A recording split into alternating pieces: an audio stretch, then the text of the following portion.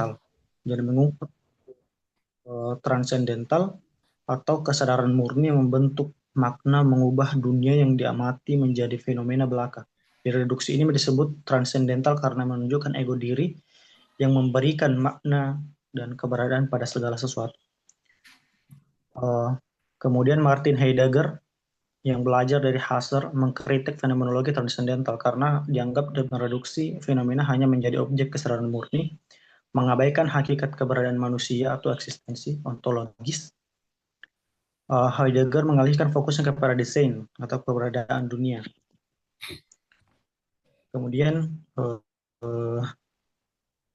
bagi Heidegger, desain perlu menyadari keterlemparannya di dunia dan berani berhadapan dengan suasana hatinya.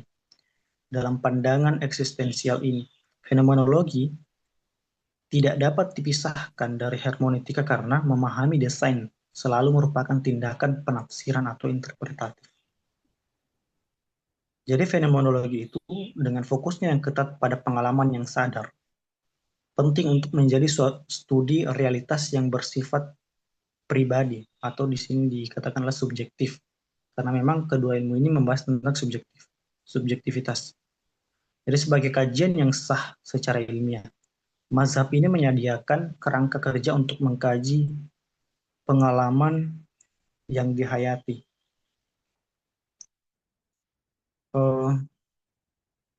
Bagian B, hermeneutika ilmu tentang pemahaman dan tradisi.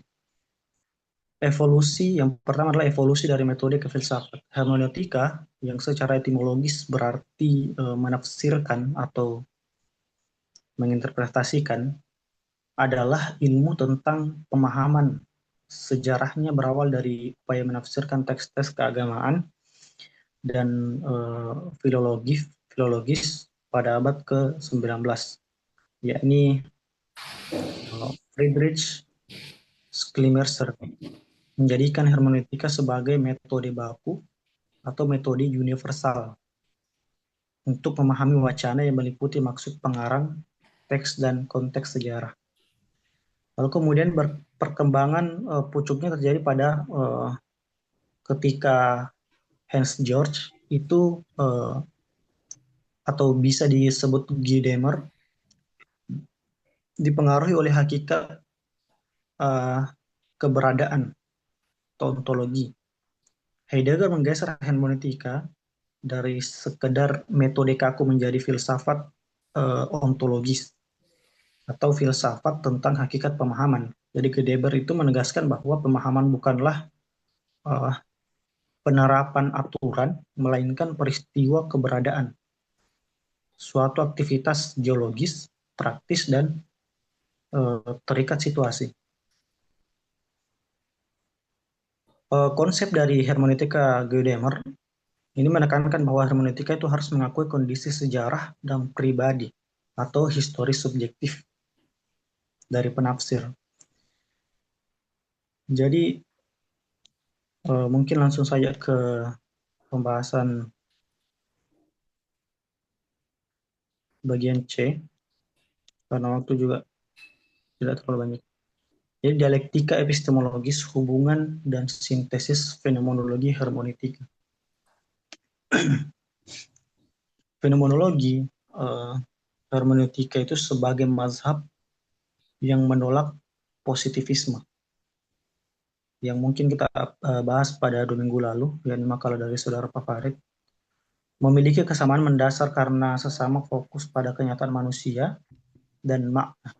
Keduanya menjadi landasan utama bagi penelitian kualitatif, namun terdapat perbedaan signifikan dalam tujuan atau metode fenomenologi, metode keduanya. Ya, yang pertama adalah fenomenologi.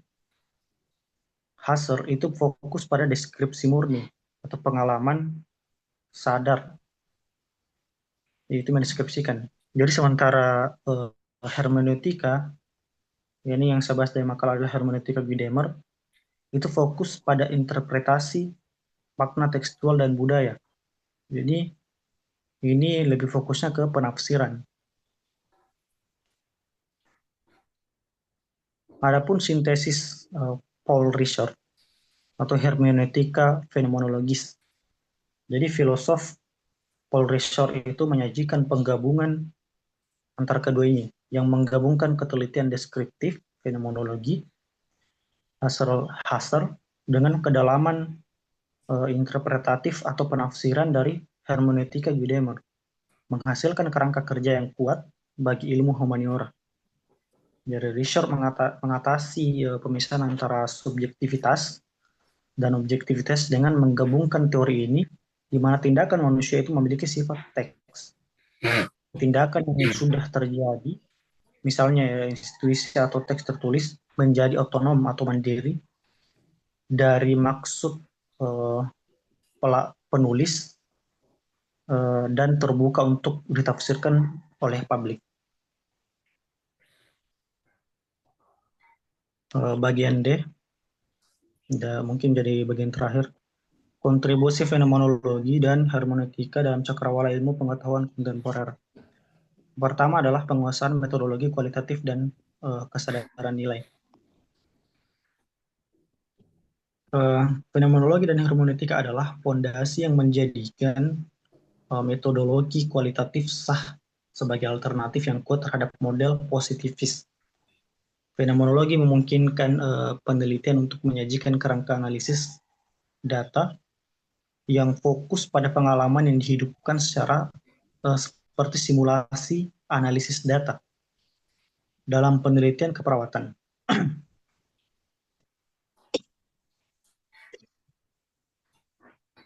Sementara itu, hermeneutika memperkaya studi kasus dengan menyediakan interpretasi yang komprehensif berdasarkan data yang beragam.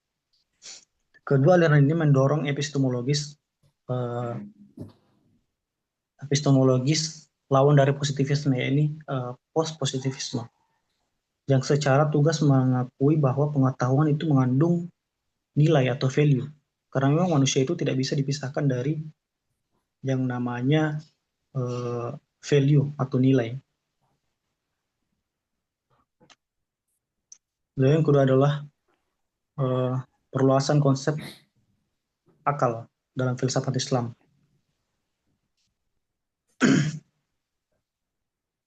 Dalam filsafat ilmu yang bersentuhan dengan pemikiran Islam, fenomenologi dan hermeneutika itu menyediakan kerangka yang lebih kaya untuk memahami hubungan antara iman dan rasionalitas.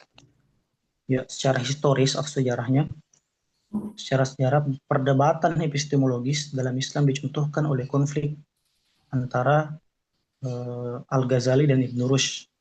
Nah, kebetulan ini sebentar akan dibahas juga di mata kuliah selanjutnya. Berpendapat bahwa akal itu adalah anugerah ilahi yang wajib digunakan untuk menafsirkan wahyu secara rasional. Ya, fenomenologi dan hermeneutika itu melalui kritiknya terhadap maksud saya terhadap positivisme, menawarkan perluasan radikal terhadap definisi akal ini. Jika filsuf klasik sering membatasi akal pada logika formal Aristotelian atau mantik, fenomenologi dan hermeneutika itu memungkinkan akal dipahami sebagai kapasitas yang lebih luas, yaitu akal yang reflektif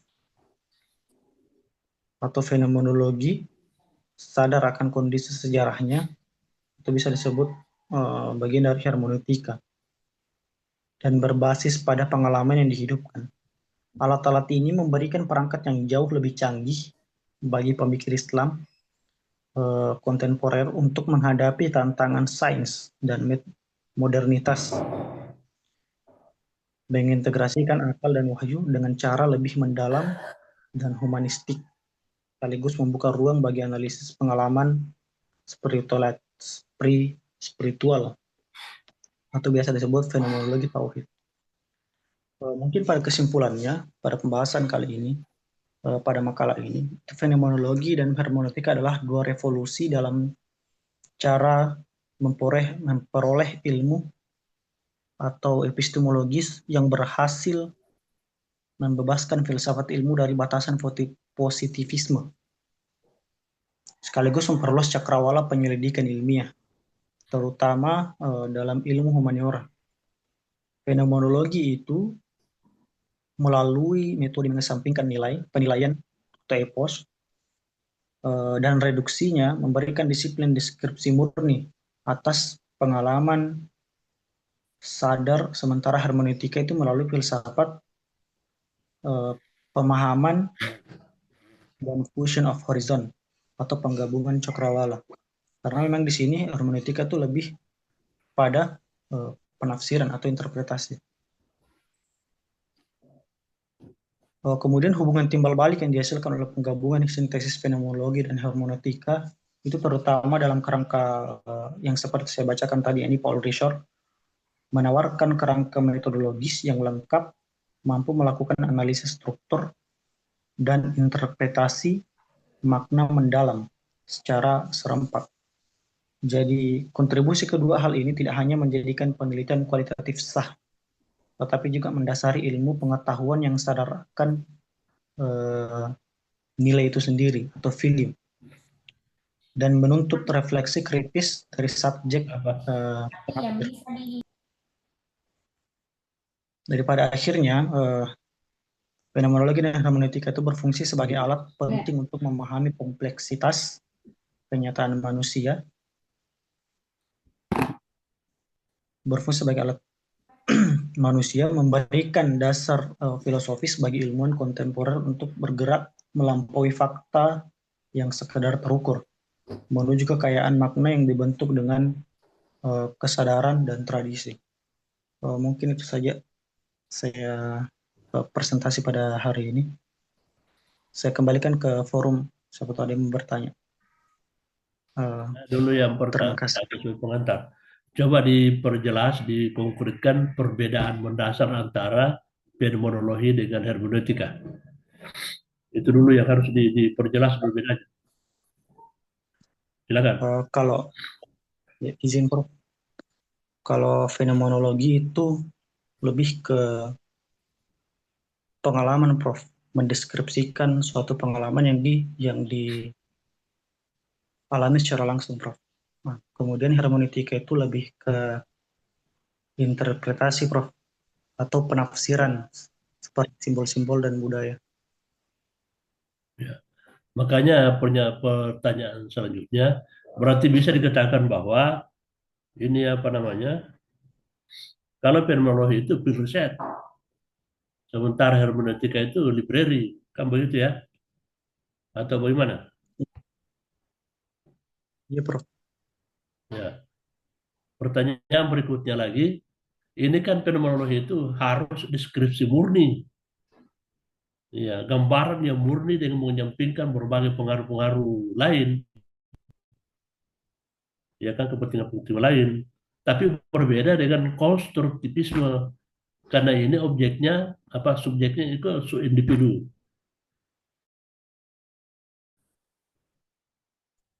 Sementara kalau konstruktivisme itu adalah apa namanya, kombinasi antara itu, ya,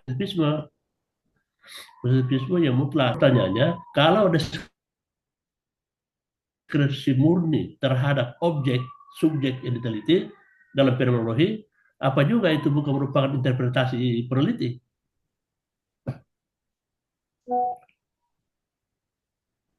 Individu, ada fenomena kau lihat di situ, ya kan, nanti peneliti itu harus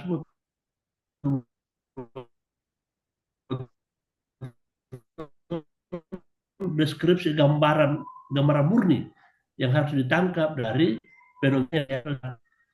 Apakah juga teks seperti hermeneutika? Saya khawatir juga itu interpretasi atau bagaimana?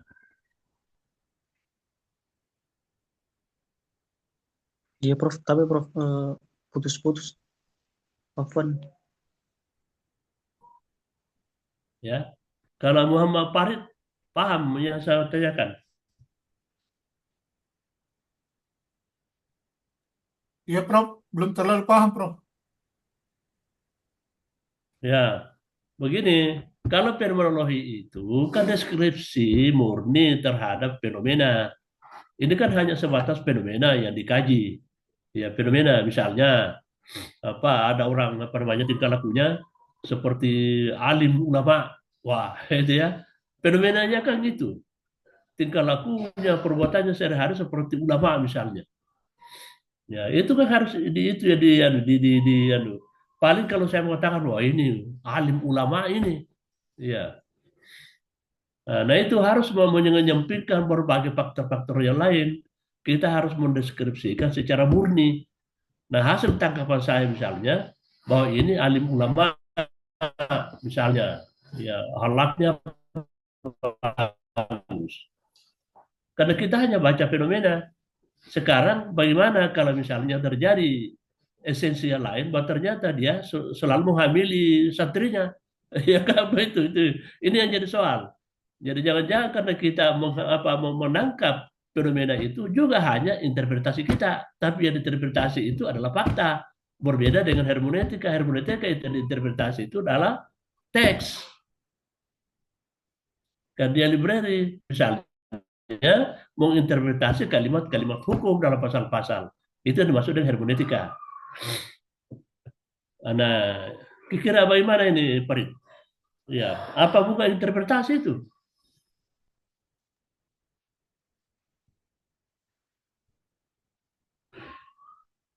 Atau nanti didiskusikan ya, karena saya mau buru ke hotel. Jadi sebentar ini ada pertanyaan berikutnya. Dalam bidang hukum, coba ini Abdul Muttalib, itu ada namanya Prof. interpretasi futuristik. Nah, itu. Yang dimaksud dengan interpretasi futuristik, artinya kita menginterpretasikan mana kalimat pasal undang-undang itu sesuai dengan undang-undang yang akan diundangkan, tapi sudah akan pasti belum jadi undang-undang, tapi DPR tinggal pengesahan dari presiden. Itu namanya interpretasi futuristik. Contohnya misalnya ini KUHP sekarang kan sudah diganti. Ini KUHP sekarang pengertian Sina itu kalau saya sudah kawin berhubungan gelap dengan perempuan lain, itu Sina. Kalau KUHP kita undang-undang hukum pidana baru lama. Kalau yang baru, walaupun saya tidak terikat kawin berhubungan gelap dengan perempuan lain juga posida. Tapi KUHP yang sudah pasti akan berlaku nanti tanggal 2 Januari tahun 2026. Jadi seorang hakim bisa menafsirkan pengertian zina secara futuristik. Ya, padahal di sini hermeneutika di makalahnya ini kalimat yang sudah ada dan harus memperhatikan konteks budaya dan lain sebagainya kan begitu. Ya, konteks dan budaya yang sudah ada, kondisi sosial misalnya. Nah, dalam bidang hukum itu ada namanya interpretasi atau penafsiran futuristik namanya. Itu perlu dicatat itu untuk bidang hukum ya. Ya, saya kira itu dulu, nanti bapak-bapak, ibu-ibu yang diskusi. Karena mohon maaf, saya akan presentasikan SOP karena saya ketua dewan kehormatan. Saya harus mempresentasikan prosedur kerja saya sebagai dewan kehormatan. Jadi saya akan balap. Ini bayangkan dari Popo sama balap ke ke hotel di Gunung Hotel Uin. Jadi saya mohon maaf ya, nanti Anda bisa diskusi sendiri bagaimana mendalami ini makalahnya Pak Abdul Muttalib. Dan saya kira bagus saja. Nanti lebih didalami lagi ya oleh bapak-bapak dan ibu-ibu sekalian. Ya, sekali lagi saya mohon maaf ya karena tidak bisa sampai akhir. Sekian, assalamualaikum warahmatullahi wabarakatuh. Waalaikumsalam warahmatullahi wabarakatuh. Jadi ya teman-teman, silakan bertanya. Tolong jelaskan satu contoh gambaran hermeneutika. Pikirin kamu langsung jawabannya ini. Kenapa Pak Farid ketawa terus? Langsung tongi keluar dia ya. Assalamualaikum. Jadi teman-teman, karena ini direkam ya, nanti Pak Talib Halo, Assalamualaikum. Bikin saja skenario pertanyaan dengan jawabannya, kemudian dikirimkan ke Pak dosennya. Bagaimana itu? Ya, Berarti dijawab di sini tuh. buat maki skenario pertanyaan dengan jawabannya, kemudian dikirimkan ke dosen. Oh, siap-siap. Ya, misalnya pertanyaannya apa, jawaban dari Pak Talib apa. Seakan-akan pertanyaan itu dari teman-teman. Direkam di sini gitu. Enggak, tertulis saja. Karena kita mau keluar semua ini mengantuk ya. Oh, Ya, saya kira begitu ya. oh ya, baik baik baik. Tapi Ya. kalau Prof mau masuk lagi, Enggak. enggak jadi. Ya. Dia dalam perjalanan ke anu itu. Itu mituti. Ya. Apalagi itu jilbab merah dah. Mau diganjal matanya kayu kore. Ya. Tapi pertanyaanku, eh, Dia Biar rajin mitur tuh lagi belajar tadi malam. Talib mamu iya, nak kirim makalahnya baru jam 12 saya suruh bikin soal. Mengantuk kok. Itu masalahnya Prof ini anu sekali, ketat sekali masalahnya. lebih beruntung sini. Keluar cepat. Baru ini dua Saya juga ini dua berharap makalah tuh. makalah cepat Eh, keluar. panggil Udah ada Arjun dulu. kopi nih. Jadi ndak ada sebentar jam 1, Dek. Ada. Jam 1 enggak Ini ada. filsafat semua. Sudah ada kirim draftnya Ibu Rauda. ada Apa tugas yang dari Bura Oda draft proposal? Iya. Proposal mau dipresentasikan, diluruskan, dibenarkan. Apalagi Bapak duanya kenapa? Pusing sekali bapak duanya. Ini Tuti sama Indah ini belum belum mandi ini kayaknya. mau mandi hujan kayak orphan India. Nggak mau di screenshot ini Kak Arjun dulu. Udah kasih Oh masuk. iya ya. Mana ya? Iya, mohon maaf, saya belum screenshot. Arjun Telepon dulu tahu Arjo, suruh masuk baru screenshot baru out. atau pakai HP satu kamu. Telepon dulu Arjo. Disuruh jadi model dulu. Ah, susah dia itu karena di pulaunya itu Dah, dia yang dua HP-nya saja kasih online dulu. Kukira di Makassar, Ji. di Makassar juga. Karena Una bilang itu hari kasih ke alamat tak mau ambil KTM. Hai, Jadi alamat mana ini tahu? Di Makassar itu Arjun.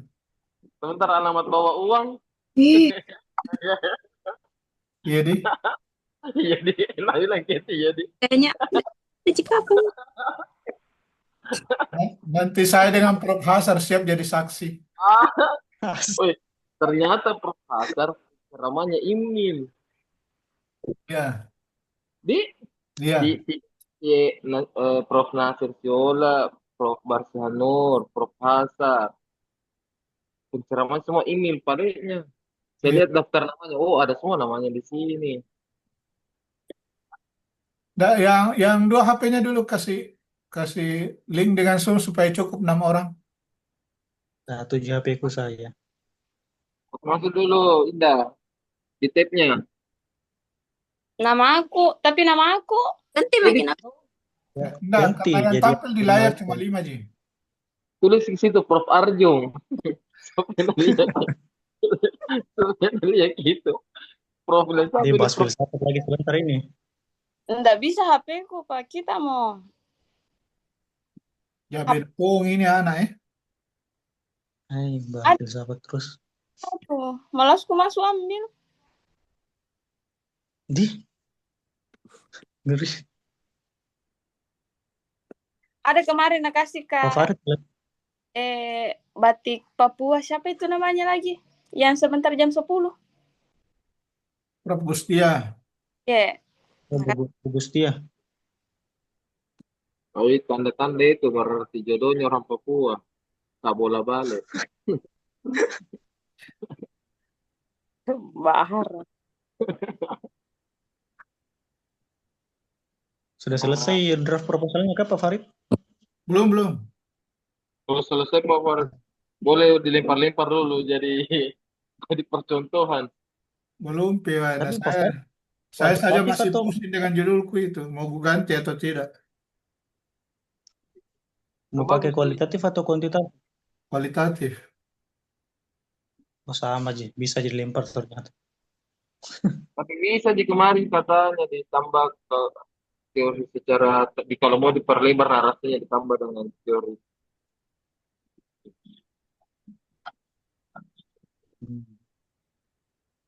Oh, saya lupa Palik. Ini ilmu Al-Quran ternyata sebentar 2 makalah belum ku buat. Mungkin minggu depan bisa 2 makalah Pak Farid di. Nggak Eh, dapat dua makanan lalu yang itu sempit Ya aku waktu. lupa itu. Kemarin itu sudah ku buat Sudah mi Pak. anunya. Sudah mi Pak. Oh ya, oke. Ya, saya screenshot dulu ya.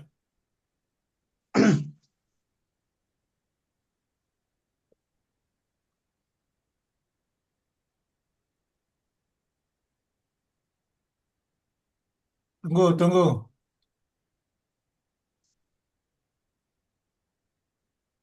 Sudah ini. Waktu wisuda ini.